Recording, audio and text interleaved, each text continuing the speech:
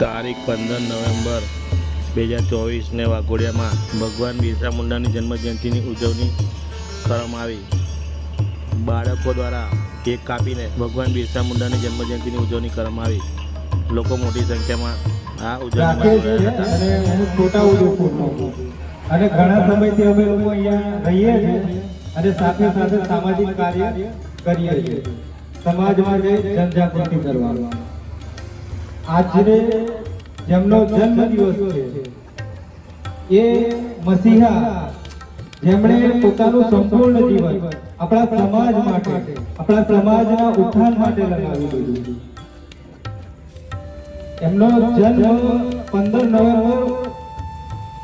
1875 માં થયો અને ત્યારે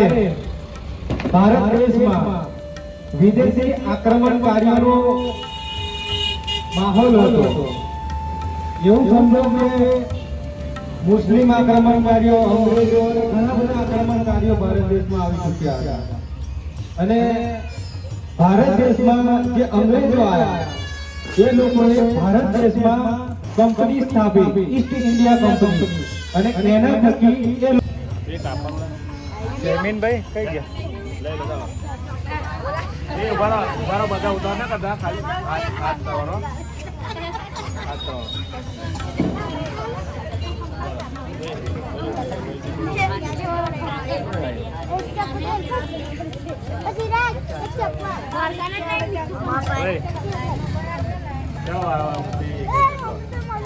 એકલા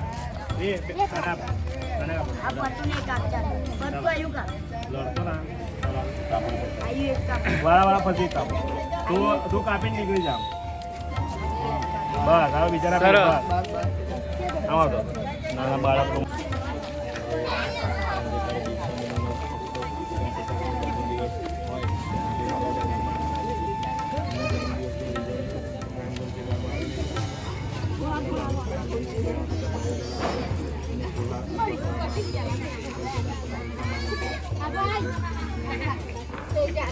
ખૂબ મોટો આજે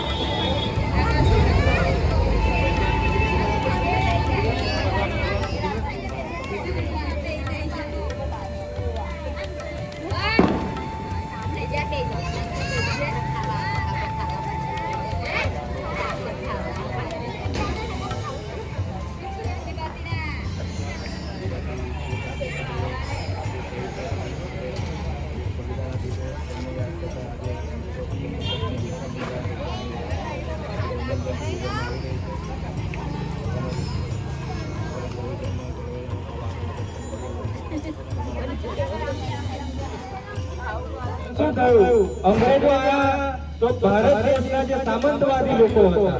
ભારત દેશના જે કહેવાય ને કે સાહુકાર લોકો હતા, એમના તો ગુલામ હતા જ આપણા લોકો, પણ અંગ્રેજોના પણ ગુલામ હતા. એવી પરિસ્થિતિમાં બિરસા મુંડાનો જન્મ થાય છે અને જ્યારે મોટા થાય છે ત્યારે એમના મામાના ઘરે રહે છે અને ત્યારબાદ એ શિક્ષા માટે જયપાલ મુંડા દ્વારા ચલાવવામાં આવતી એક જયપાલ નામ દ્વારા ચલાવવામાં આવતી એક સંસ્થામાં જાય છે, ત્યાં ભણે છે અને ત્યારબાદ અંગ્રેજ મિશનરીઓની સ્કૂલમાં ભણવા જાય છે અને ત્યાં જઈ અને એ દેશ વિદેશના ક્રાંતિકારીઓની પુસ્તક વાંચે છે અને ત્યારે જઈને એમને ખ્યાલ આવે છે કે આપણો સમાજ ભારત દેશનો મૂળ માલિક છે, આપણે આ દેશના મૂળ માલિક છીએ.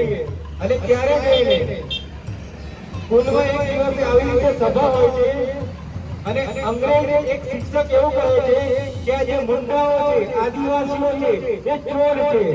ત્યારે એ સભામાંથી ઊભા થઈ અને બિરસા મુંડા કહે છે, ઓ સાહેબ ઊભા રહો, તમે અમારા દેશમાં ઘૂસપેઠ કરી છે.